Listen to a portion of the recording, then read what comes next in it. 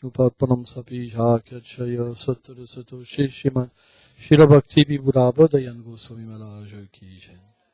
Nityadira Pravishta Om Vishnupadanam Sapija Kachaya Sattara Sato Shishiman Shila Bhakti Pramad Puri Goswami Maharaj Ki Jai. Nityadira Pravishta Om Vishnupadanam Sapija Kachaya Sattara Sato Shishiman Shila Vaishnava Bhaktivedanta Swami Maharaj Ki Jai. Nityadira Pravishta Om Vishnupadanam Sapija Kachaya Sattara Sato Shishiman Shila Bhakti Rashaka Shila Dev Goswami Maharaj Ki Jai. Nityadira Pravishta Om Vishnupadanam Sapija Kachaya Sattara Sato Shishiman Shila Bhakti Siddhanta Sarasvati Goswami Maharaj Shila Prabhupada Ki Jai. Jai Shri Brahma Dvagoja Sarasvat Sampraya Ki Jai. Yada yada idam masya gani bhavati bhavata bhuttanam dharma sataratmanam syajaham. Le Seigneur suprême explique qu'il vient dans ce monde. Alors pour certains c'est difficile à comprendre, mais selon les Védas, le Seigneur est tout puissant. Et il ne saurait pas avoir un attribut qu'on a et qui n'est pas. Si on peut aller quelque part, naturellement, il peut aller quelque part. Si on peut avoir quelque chose, il peut avoir quelque chose. Or, il y a trop d'écho là. Il faut enlever la réverb. Or, naturellement, quand il dit Ham Sabasya Prabhavo Matasam Pavatati, Krishna explique tout émane de moi. Ça veut dire que l'absolu, la définition de l'absolu que Sridhar Maharaj dit, c'est que tout existe pour lui et par lui. Ça, c'est Dieu. Sans ça, c'est pas Dieu.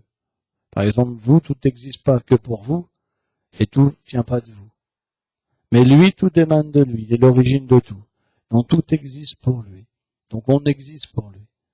Simplement, quand on décide qu'on fait notre petite vie, alors on devient empêtré dans ce qu'on appelle la loi du karma. Ça veut dire que comme on veut s'assumer, naturellement, on prend les réactions de nos actes et on devient conditionné par l'existence matérielle. Ça veut dire quoi? Avidya. On oublie notre nature spirituelle et le lien qui nous relie au Seigneur suprême. Or, dans cette condition-là, on développe certaines mauvaises qualités, comme l'orgueil. Par exemple, si on a un petit bénéfice dans une activité, si on a une petite qualité, de la beauté, de la richesse, alors on va se l'accaparer. Bien que tout nous est donné, dû à nos activités passées, le moindre chose qu'on a, on a servi les gens avec. Quand on a de la beauté, on attire les gens, on aime bien. On peut prendre l'exemple, par exemple, d'un homme ou d'une femme qui est très beau, et qui a l'habitude que tout le monde soit attiré vers lui. Le jour où il y a une personne qui n'est pas attirée, ben il le prend mal. De la même manière, si tout le monde fait « Bravo, bravo », il y en a un qui est là, l'inverse de la banane. Ouais, non, comme ça. La banane jusqu'aux épaules. Et ben automatiquement, il va se dire « Mais pour qui il se prend celui-là ?» On est bardé de fierté. Or, dans la création, il existe ce qu'on appelle les demi-dieux. Les demi-dieux, en fait, sont des êtres spéciaux qui reçoivent du Seigneur suprême la régence du monde matériel, des éléments, des planètes, etc. Et il y a un fameux demi-dieu qu'on appelle Indra. Et Indra, c'est le maître des planètes héléniques. Quand les gens, par exemple, font des actes de piété, ils vont au paradis, ils vont à la planète, comme les planètes d'Indra. Svarga, on appelle. Et là, la Bhagavad Gita explique que quand les activités pieuses d'une personne sont finies, religieuses, il revient sur la terre. La terre est une plaque tournante. Ça veut dire on fait soit des bonnes actions, soit des mauvaises actions, soit on peut se libérer. Qu'est-ce que c'est les bonnes actions? Karmrubhavam itim brahmoksham samubhavam tasmet sabatet chamege patisitam. La Bhagavad Gita, c'est d'expliquer qu'est-ce que c'est une bonne action. En fait, le Seigneur émane de son chiffre ce qu'on appelle les Védas, la connaissance. Ça veut dire qu'il donne la voie, la connaissance pour être relié à lui. Et ce Védas-là, il traite de ce qu'on appelle les sacrifices, yaga. Qu'est-ce que c'est un sacrifice? ça veut dire qu'on sacrifie son action. Au lieu de la faire pour nous, on la fait pour lui. Vous comprenez? C'est un sacrifice. Quand vous faites quelque chose pour quelqu'un d'autre, on appelle ça un sacrifice. Par exemple, une mère se sacrifie pour ses enfants. Tout le monde peut comprendre ça. Eh ben, un yaga, ça veut dire qu'on sacrifie son activité pour le Seigneur suprême. Alors, le Seigneur suprême explique que dans ce texte-là, ce commandement, je suis présent. Donc, celui qui suit, en fait, cette action-là, je suis présent dans l'action. Donc, automatiquement, il y a une reliance avec le Seigneur suprême. Et comme le Seigneur suprême n'est pas vitral, il est pur. Celui qui prend son association, on dit, dis-moi qui tu fréquentes, je te dirai qui tu es. Si vous vous associez avec le Seigneur suprême, à travers le yaga, alors vous pouvez devenir pur. Et pur, ça veut dire quoi? Ça veut dire sortir de la vidya, de l'ignorance, et recevoir la connaissance. Quand cette connaissance s'éveille dans l'être vivant, elle détruit toute l'ignorance, et l'être peut comprendre sa relation avec le Seigneur suprême, peut voir le Seigneur suprême. Jésus même a dit, celui qui a le cœur pur, il peut voir Dieu. Vous comprenez? Mais ça suffit pas de dire je suis sauvé. C'est ça, c'est juste mental. Si on est sauvé, ça veut dire que le cœur est pur, on voit les choses. Vous comprenez? C'est un principe, quand vous êtes sauvé, vous n'êtes plus empêtré dans la matière, ni dans le péché. Et vous pouvez voir Dieu. Donc dire qu'on est sorti du péché, mais si on ne voit pas le Seigneur dans notre cœur, c'est que c'est juste intellectuel. Donc ça, c'est pas possible. Parce que le principe de la base de la connaissance, c'est qu'on est l'âme, pas le corps. Le corps va disparaître. Par exemple, quand vous mourrez, vous dites, il est parti. Mais en fait, on ne connaissait pas véritablement la personne qui est à l'intérieur. On ne se connaît pas nous-mêmes en ce moment. On est identifié à la connaissance qui nous est véhiculée vie après vie et qui se manifeste en fait comme des impressions dans le corps subtil. Il y a un conditionnement de l'énergie matérielle. Ça veut dire que si on est influencé par la vertu, on va pouvoir aller vers Dieu. Par la passion, on va vouloir du pouvoir, de l'argent. Et l'ignorance, on va vouloir par exemple s'intoxiquer.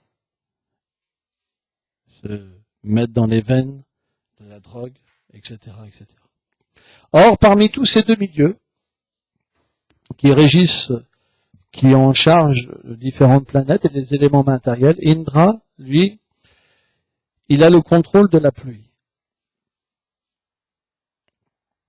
Et le Seigneur, quand il vient dans ce monde matériel, il vient pour détruire la mentalité démoniaque et permettre aux gens de progresser. La mentalité démoniaque, elle est en nous tous. C'est vrai. Qui, si on lui manque de respect, va se dire, oh, merveilleux, merveilleux. Vous comprenez? Donc, quand il vient sur la planète, Krishna s'est expliqué que c'est la douceur suprême. Quand la conception de Krishna vient, la conception de Dieu disparaît. Dieu, ça veut dire la peur. Quand quelqu'un pense à Dieu, quand quelqu'un adore Dieu, on voit par exemple que ce soit dans la Bible ou dans le Coran, on entend une voix. Oh. Et les gens sont dans la vénération complète, dans le tremblement. Pour eux, Dieu, c'est celui qui châtie et celui qui récompense. C'est celui-là qui crée, celui-là qui maintient et celui-là qui détruit.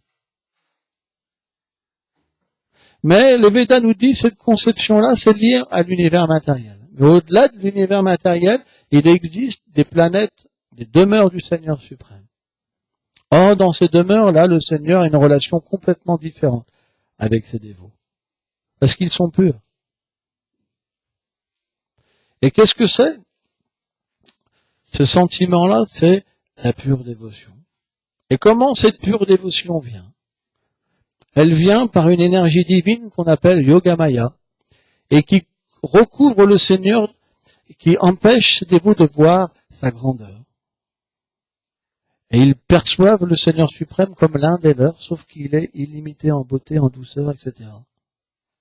Et à partir de là, alors les échanges sont possibles. Ça devient un être merveilleux que tout le monde veut s'accaparer, que tout le monde veut être avec lui, le toucher, l'aimer, l'embrasser.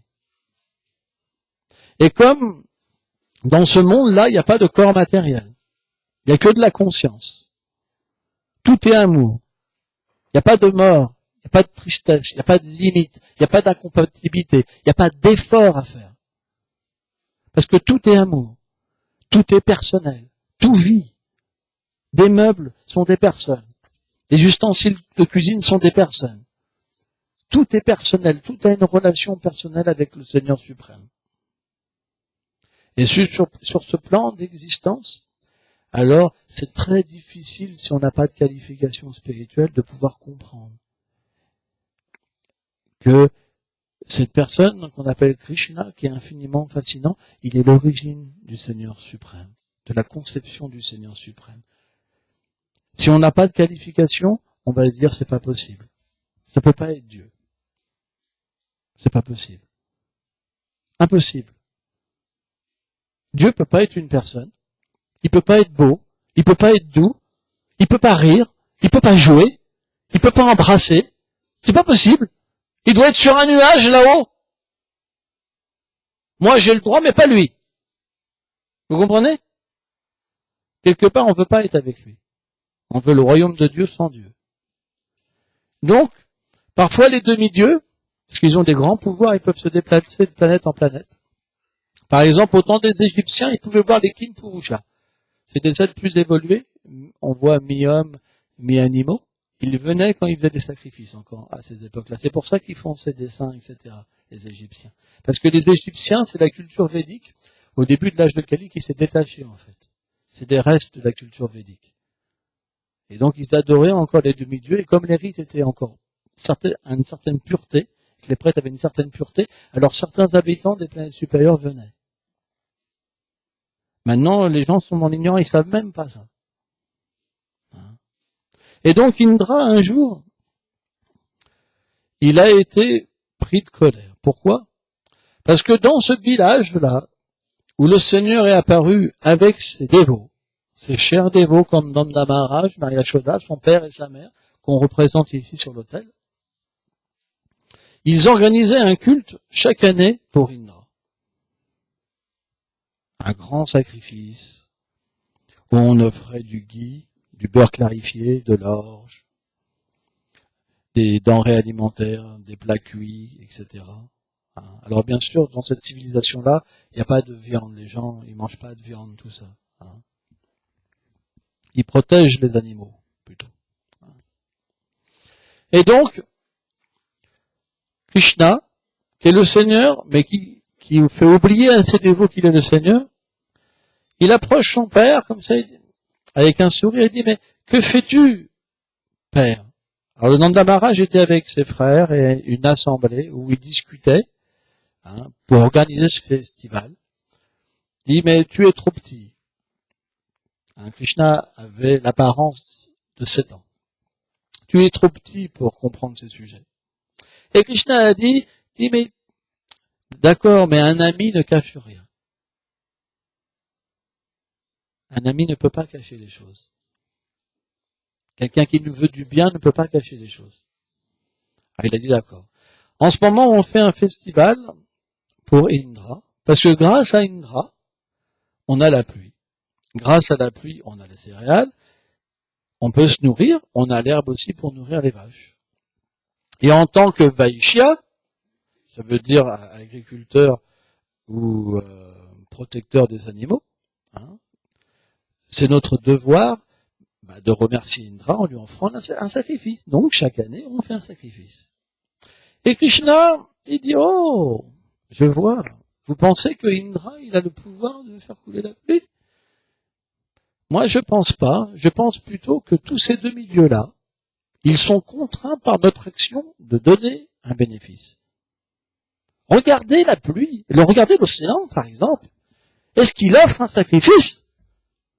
Si Indra contrôle la pluie, ça veut dire qu'il ne devrait pas mettre autant de pluie sur l'océan. L'océan, c'est de l'eau. Vous dites que il y a l'âme. Qu'il y a l'âme suprême, il y a Dieu. Mais moi, je pense pas. Je pense que la chose la plus importante, c'est le Swabhava. C'est la nature de l'être.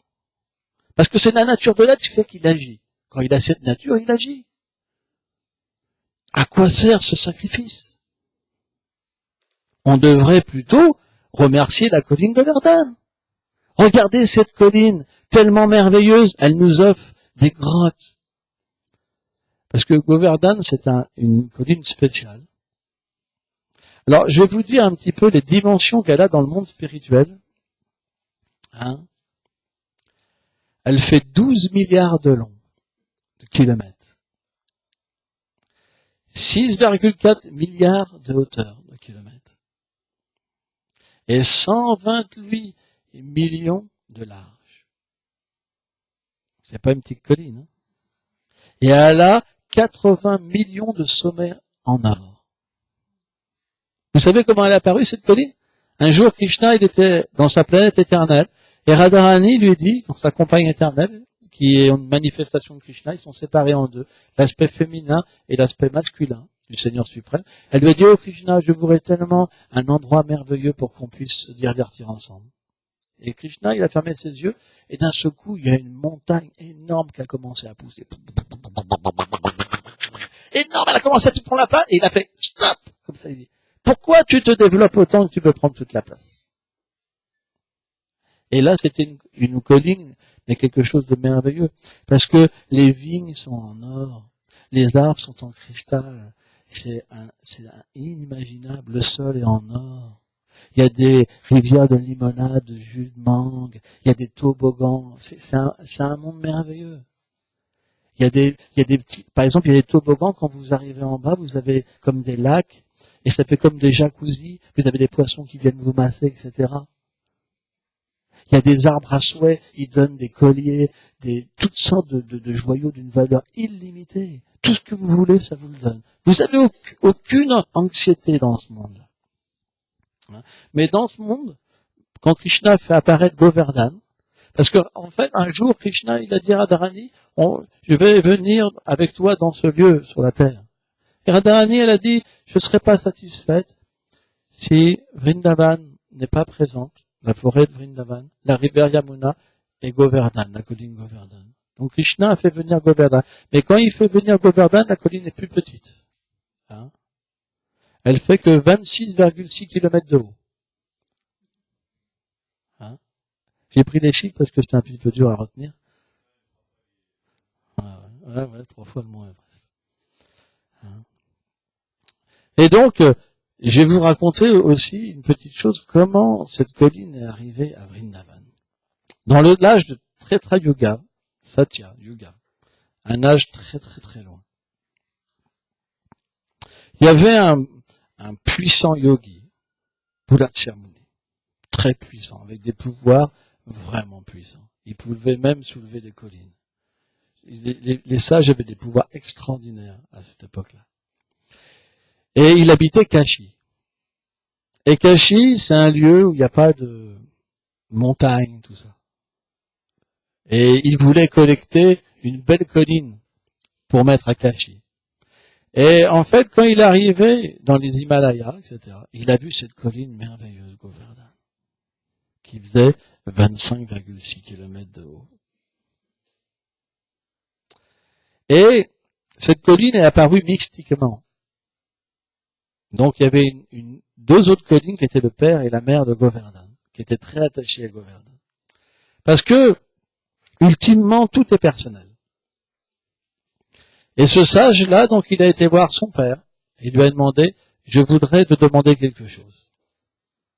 Et les sages, comme ça, très puissants, ils peuvent maudire aussi. Et une malédiction d'un sage, on ne peut pas la contrecarrer, sauf si on est complètement pur.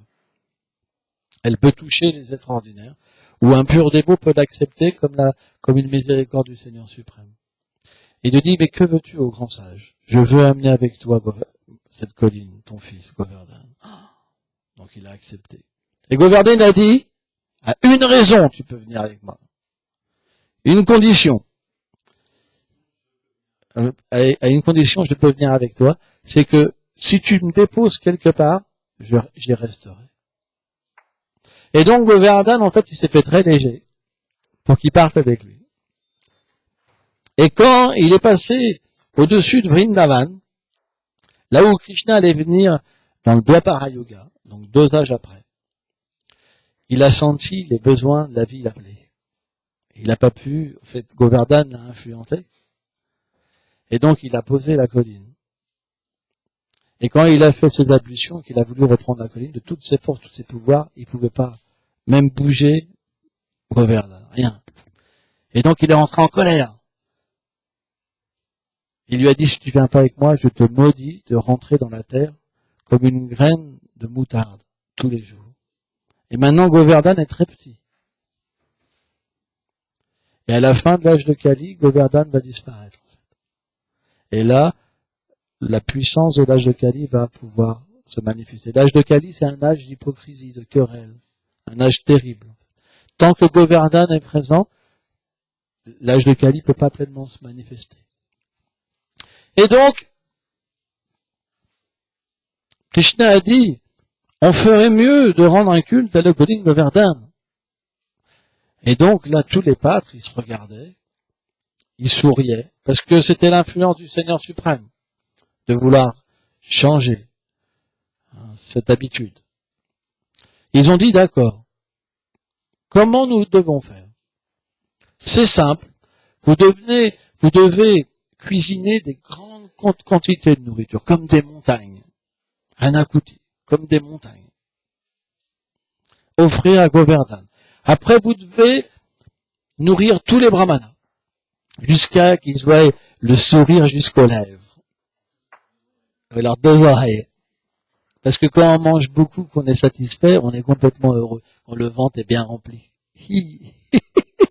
Vous comprenez?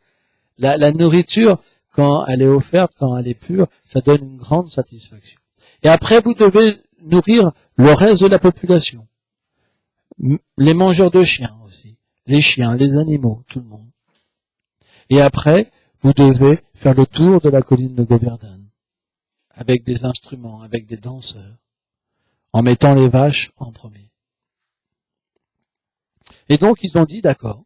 Donc, ils ont commencé à cuisiner. Cuisiner. Ils ont fait des montagnes de préparation. Et ils ont mis tout au pied de Govardhan. Les prêtres ont commencé donc à offrir la nourriture. Et là, Krishna, il a pris une forme énorme. Il s'est manifesté dans une deuxième forme, sous la forme d'une colline, avec une énorme bouche et des bras. Et il mangeait tout. Il mangeait tout de la main gauche, et il claquait des doigts. Agnior! Agnior! Agnior! Ça veut dire, amenez-moi plus! Et tout le monde courait pour satisfaire Govardhan. Alors bien sûr, quand ils ont vu cette colline apparaître, Krishna dit, oh, regardez, Govardhan nous donne sa miséricorde, il est apparu dans une forme humaine. C'était une forme colossale. Et ils ont rendu leur hommage. C'est expliqué que Govardhan, il mangeait tout, il buvait tous les lacs autour. Tous les habitants, ils couraient. Ils savaient plus quoi faire. Simplement, quand on lui a donné une feuille de tulasi, il a dit Klimstosmi. Je suis satisfait. C'est pour ça, si vous voulez satisfaire Govardhan, il faut offrir une feuille de tulasi. Parce que tulasi, elle satisfait complètement le Seigneur. C'est la plante de la dévotion, Bhakti Devi. Et donc, ils ont fait un grand festival, tout le monde était en extase, tout le monde dansait, tout le monde chantait. C'était vraiment tellement merveilleux. Et pendant ce temps-là, Indra, il a envoyé ses espions. Et quand les espions, ils ont apporté à Indra qu'au lieu de faire son sacrifice, ils avaient écouté le petit Krishna et qu'ils avaient fait un sacrifice à la colline Govardhan, il est rentré dans une colère terrible. Comment ils osent me faire ça à moi? Moi, le grand Indra. Moi, le demi-dieu. Moi qui ai tant de pouvoir. Moi qui contrôle la pluie.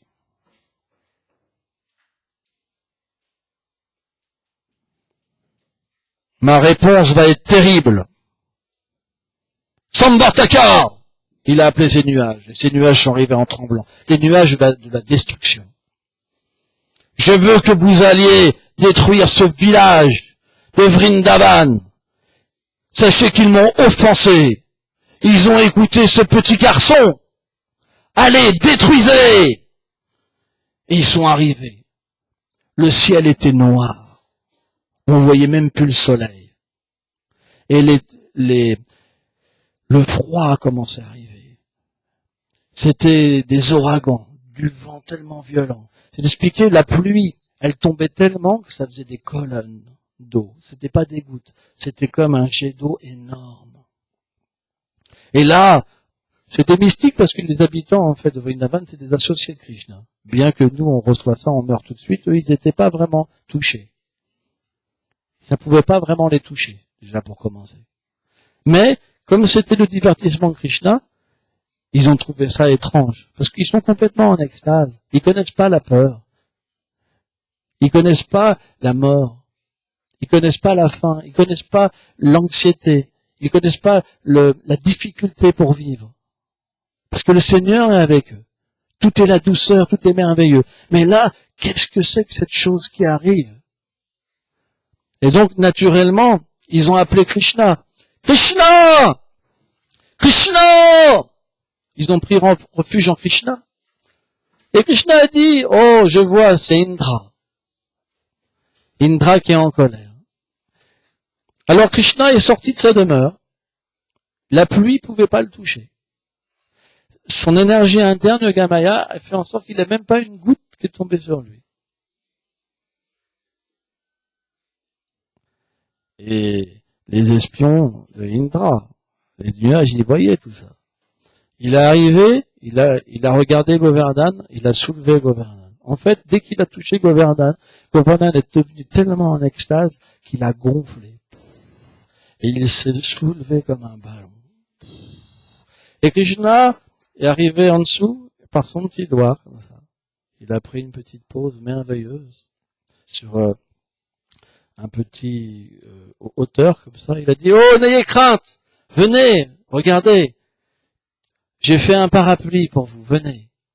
Venez. Et en dessous, il y avait un monde merveilleux. C'était pas, on imagine, par exemple, vous prenez un caillou. Par exemple, nous, on peut soulever un caillou. Il faut pas qu'il soit trop lourd. Si vous enlevez le caillou, c'est pas terrible ce qu'il y a en dessous. Nous, il y a des fois des cloportes, des trucs. Ça peut être un scorpion, je sais pas. Mais il y avait un paradis, un monde merveilleux. Et là, en fait, ce qui s'est passé, c'est que Krishna, il avait fait cet arrangement aussi pour donner la possibilité à ses dévots de le voir pendant 7 jours et 7 nuits d'affilée. Parce qu'il est le Seigneur lui-même, il a la beauté incarnée. Chaque partie de son corps s'est illimitée. Ça veut dire que si vous la voyez, vous pouvez jamais être satisfait, c'est toujours nouveau et toujours croissant. C'est quelque chose d'inconcevable. Et donc, les habitants de Vrindavan, ils ont des sens transcendantaux qui leur permettent de goûter la beauté du Seigneur. Et ils buvaient pendant 7 jours et 7 nuits cette beauté, au point qu'ils s'étaient même plus conscients qu'il y avait dehors Indra. Ils étaient c'était fini. Ils avaient tout oublié. Ils étaient complètement en extase. Et chacun avait une relation particulière avec Krishna. Et donc les nuages, ils ont commencé à se poser des questions. Parce que l'eau, elle pouvait pas monter. Rien pouvait être détruit véritablement. Et donc, à un moment, ils ont été voir Indra, ils ont reculé. Et Indra, en fait, leur a demandé encore d'attaquer. Mais rien. Il ne pouvait rien faire, en fait. Et donc, Indra lui-même est venu. Il a pris ses éclairs, ses puissants, son arme puissante. Il ne pouvait rien faire. Même pas ébrécher la colline Govardhan. Et donc, il a compris qu'il avait fait une boulette. En fait, que ce Krishna-là, c'était le Seigneur lui-même. Et donc, tous les nuages sont partis. Le soleil est revenu. En quelques instants, tout était propre. Rien n'était abîmé. Et là, Krishna a dit, maintenant vous pouvez retourner. C'est fini. La pluie est finie, le beau temps est revenu. Mais c'était spécial parce que ils étaient avec lui. Et quelque part, ils voulaient pas quitter son association. Donc il a dû argumenter pour que les gens reprennent leur vie, en fait, Krishna. Et ouais, carrément. Et quand il a reposé, en fait, la colline Govardhan, le Seigneur, qu'est-ce qu'il a fait? Il a fait l'astuce qu'il voulait un petit moment, seul, parce qu'il avait posé pendant 7 jours, pour lui c'est rien du tout, hein, parce qu'il soutient tous les univers, pour que t'as pas ça va au gamme, ça y est, voilà. Tous les univers, il les soutient, il est le maître. Et, en fait, Indra, il avait été voir Brahma, et il avait donc expliqué à Brahma qu'il avait offensé le Seigneur suprême. Et donc Brahma est venu. Brahma est venu offrir des prières à Krishna. Shiva était là. Tous les demi-dieux étaient là. Les Védas personnifiés étaient là. Les océans personnifiés étaient là. Toutes les rivières saintes, tous les tirthas, lieux saints, étaient là personnifiés. Tout le monde était là. Et Brahma a commencé à offrir des prières au Seigneur en lui disant que, en fait, il avait fait la même chose que lui avant. Il avait offensé Krishna en pensant qu'il était un être ordinaire. Et qu'il devait, par compassion, en fait, excuser Indra. Surabi est venu aussi pour offrir le genre de même prière. Et donc, Indra est venu. Alors Indra, il a des yeux partout. Alors, je ne vais pas raconter l'histoire pourquoi il a plein de yeux partout. Avant, il avait 2 yeux, mais après, il a reçu une malédiction, il a des yeux partout. Il a 1000 yeux, Indra. Et il pleurait à travers tous ses yeux, comme ça. Il a fait dandavat de tout son corps comme un bâton. Il a touché avec sa couronne, en fait, les pieds de Krishna, et il a demandé pardon. Et là, Govardhan a manifesté un trône en joyau, où Krishna s'est assis. La lune a manifesté un miroir. Plein de choses tellement merveilleuses se sont manifestées. Les demi-dieux ont commencé à chanter des chants. Airavata, par exemple l'éléphant d'Indra, a pris l'eau du Gange, le mis dans les pots, etc. Ils ont commencé à faire un abhishek, baigner Krishna, comme on a baigné Govardhan. Et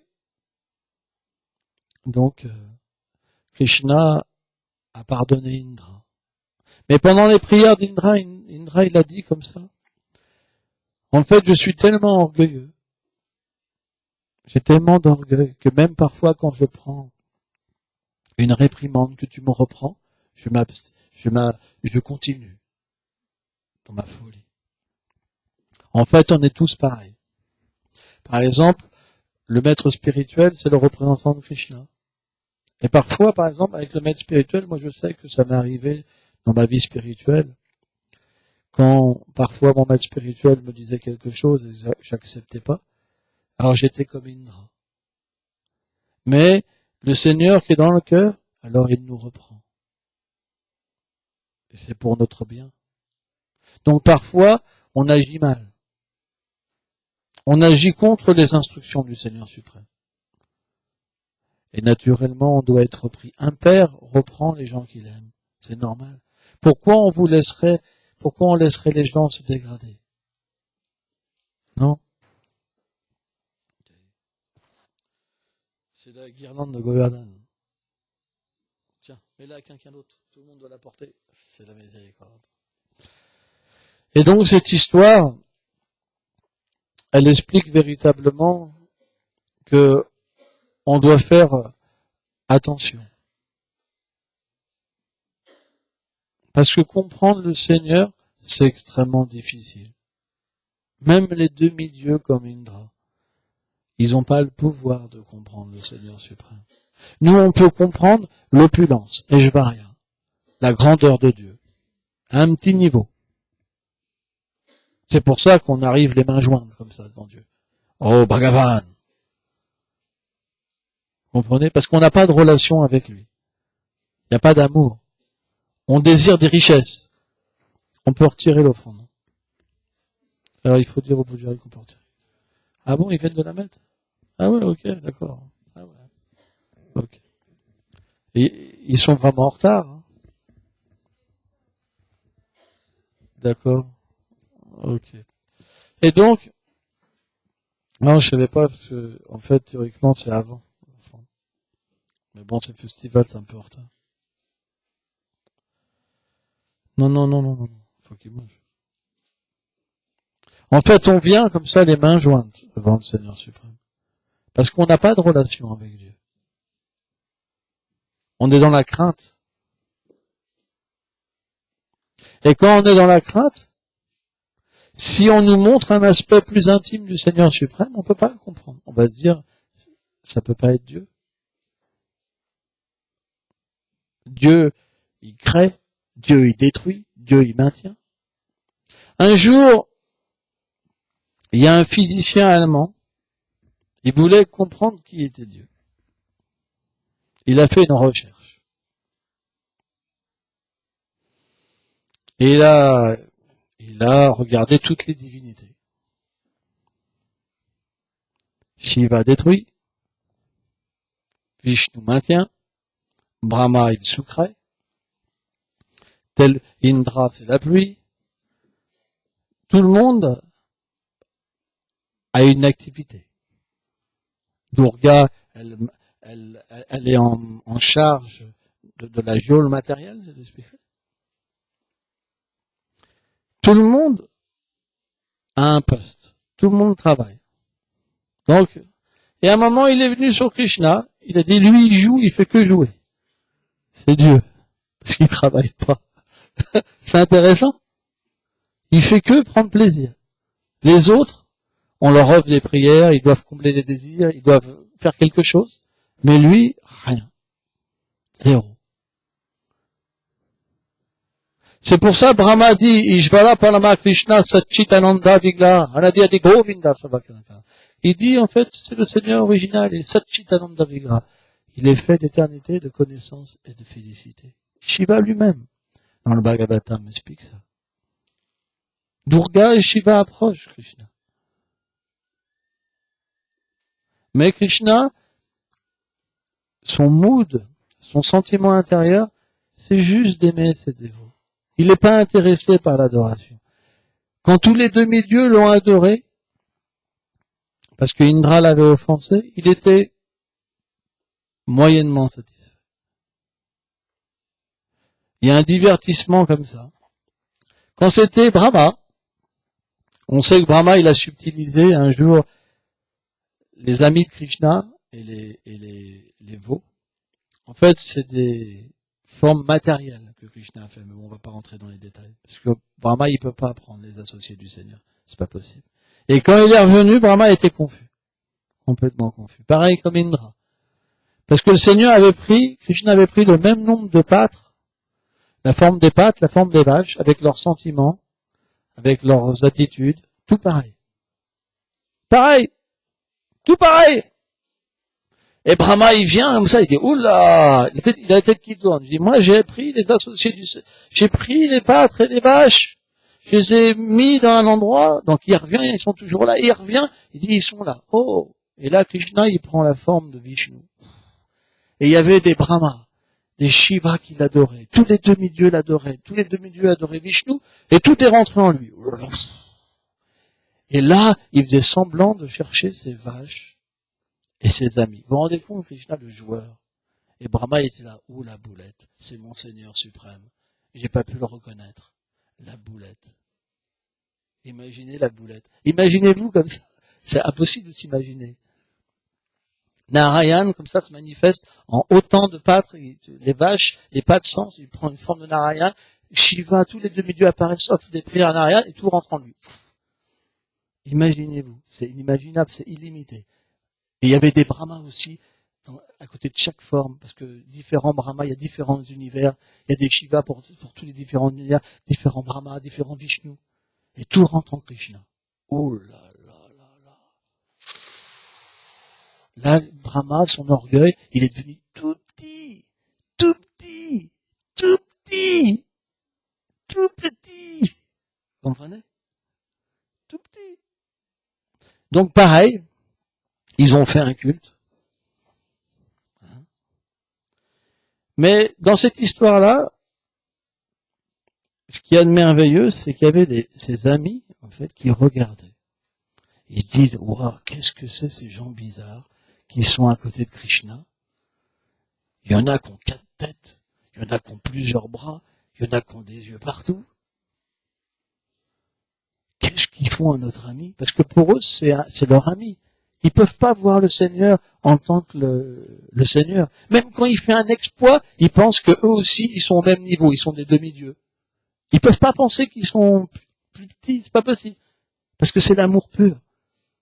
Et là, ils voient tous ces gens avec des mantras qui chantent, de Purusha Shukta, des prières. Et là, ils viennent, ils commencent à jouer de la flûte. Et Brahma leur fait chut. Mais la réalité, c'est que Krishna était plus satisfait par l'adoration de ses amis. Donc ils étaient tristes, ses amis. Parce qu'en fait, les demi-dieux les empêchaient de jouer avec Krishna. Donc ils se sont abstenus. Et quand ils ont fini tout leur rituel, et qu'ils sont repartis, les demi-dieux, alors Krishna, les amis de Krishna, pour se moquer de Krishna, ils ont pris tous les ustensiles, et ils ont commencé à se moquer de lui, en l'adorant comme ça.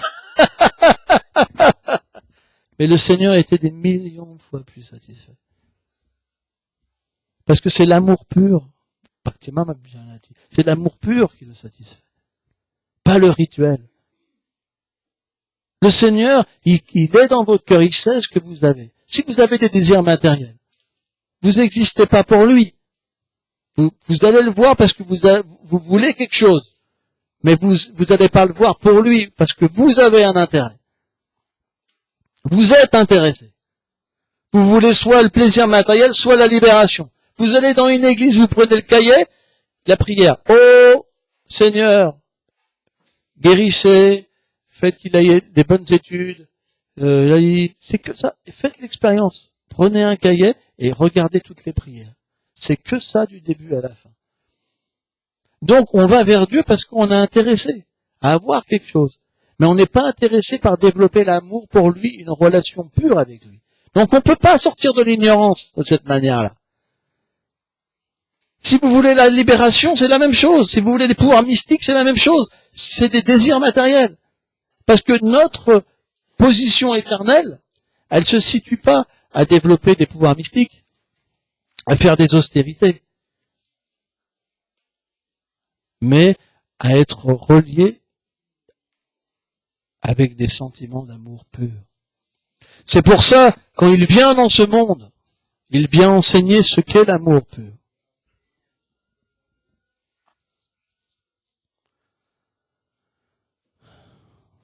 Et donc, ce divertissement, il prouve que même les demi-dieux, ils peuvent pas comprendre le Seigneur suprême.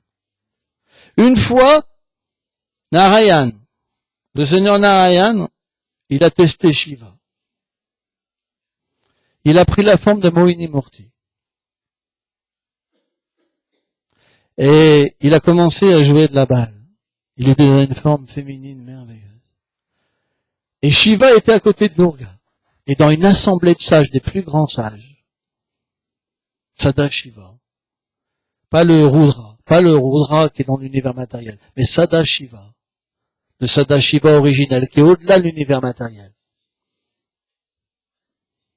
Et là, l'illusion, Yogamaya, pas l'illusion matérielle, mais l'illusion divine, a commencé à prendre Shiva. Il s'est levé, il a tout oublié, Durga les sages, il a commencé à regarder cette jeune fille jouer avec une balle. Il était complètement attiré. Il a commencé à aller vers elle et elle souriait. Elle cachait son visage et elle allait d'arbre en arbre. Et parfois le vent l'a dénudé un tout petit peu. Et là, il a commencé à courir. Il courait derrière elle. Et le Seigneur l'a amené dans tous les lieux saints de l'univers. Tous les sages voyaient Shiva courir après une femme merveilleuse. Et tout le monde était émerveillé de cette situation-là. Et quand Shiva, il a pu toucher Mohini Murti, il a perdu sa semence. Et c'est devenu l'or. C'est comme ça que l'or est apparu. Et après, il a retrouvé sa conscience. Parce que l'activité sexuelle, quand on perd la semence, après on retrouve sa conscience. C'est comme on devient possédé par le désir, vous savez. Et une fois qu'on perd la semence, alors la conscience revient. Et là, il a offert des prières au Seigneur Narayan, il a dit, oh, il n'y a que toi qui peux m'illusionner comme ça. Et le Seigneur Narayan lui a dit, tu es mon plus grand dévot. Parce que Shiva est le plus grand des Vaishnavas. C'est comme ça qu'on adore Shiva. Sans ça, Shiva accepte pas notre relation. Si on adore Shiva de cette manière-là, alors Shiva devient satisfait. Et on ne peut pas atteindre Krishna sans la miséricorde de Shiva. C'est impossible. C'est indissociable. Govinda et Shiva, c'est indissociable. Et la position éternelle de Shiva, c'est Gopishvar. Gopishvar se manifeste dans les divertissements de Ramachandra comme Bhima, par exemple. Non, Hanuman. Et à Dwarka comme Bhima. Shiva accompagne le Seigneur partout. Ils sont jamais séparés de l'un et de l'autre. C'est pour ça que, en tant que Vaishnav, on adore Shiva, mais en comprenant la position de Shiva. Parce que Shiva peut donner prema, il peut donner le pur amour pour comprendre et avoir une relation éternelle avec Radha et Krishna. C'est très important. C'est pour ça que dehors, on a le lingam de Shiva. Pour atteindre la miséricorde de Shiva. Pas pour avoir des biens matériels. Les biens matériels, le corps, ça sera détruit. C'est question de temps. Mais Shiva, il peut donner la miséricorde de comprendre l'âme, la nature éternelle de l'âme et du lien éternel qui existe avec le Seigneur suprême et avec lui-même. C'est expliqué que celui qui n'adore pas Govinda et Shiva, alors sa vie est infernale. Celui-là qui adore juste Shiva, ou celui-là qui adore juste Govinda, sa nature est infernale. Mais on doit bien comprendre, pas simplement la position, mais le sentiment, si on veut entrer dans les divertissements du Seigneur suprême. Merci beaucoup.